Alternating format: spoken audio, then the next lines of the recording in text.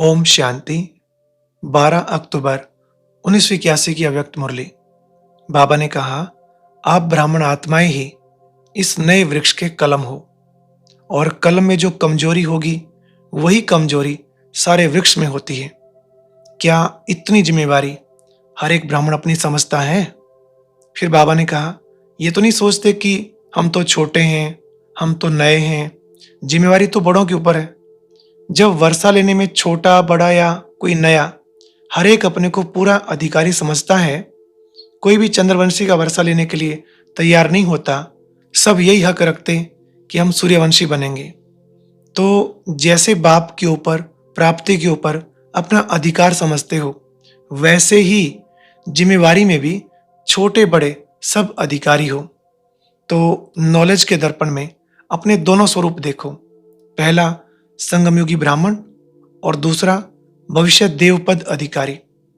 पहले ये चेकिंग करो कि ब्राह्मण जीवन में डबल ताज है या सिंगल ताज है।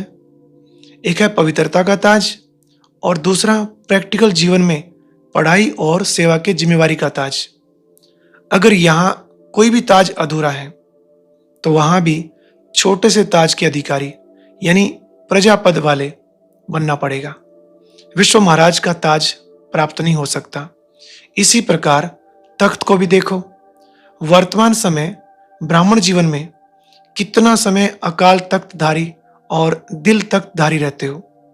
यहाँ कभी कभी तख्त नशीन होंगे तो भविष्य में भी पूरा आधा कल्प तख्त नशीन अर्थात रॉयल फैमिली में नहीं आ सकते। इसी प्रकार तन मन धन का भी भविष्य से संबंध है। बाबा ने कहा, ये भी चेक करो, यहां से आदि से अब तक और अब से अंत तक अपने तन को कितना समय सेवा में समर्पण किया, मन को कितना समय याद और मनसा सेवा में लगाया। सेवा हद की रही या बेहद की, सर्व के प्रति रही या कोई कोई के प्रति रही। धन को स्व प्रति लगाया या निस्वार्थ सेवा में लगाया। अमानत में खयानत तो नहीं डालते, बेहद के बजाय हद में तो नहीं लगाते। इस चेकिंग के आधार पर ही भविष्य में पद की प्राप्ति होती है। तो अब स्वयं ही स्वयं को देखो और जो कमी दिखाई दे वो भरते चलो। आज की अव्यक्त मुरली सुनने के लिए ऊपर दिए गए बॉक्स पर क्लिक करें। अगर बॉक्स दिखाई नहीं दे रहा है तो ऊपर जो कॉर्नर में शो लिखा हुआ है उस पर क्लिक करें।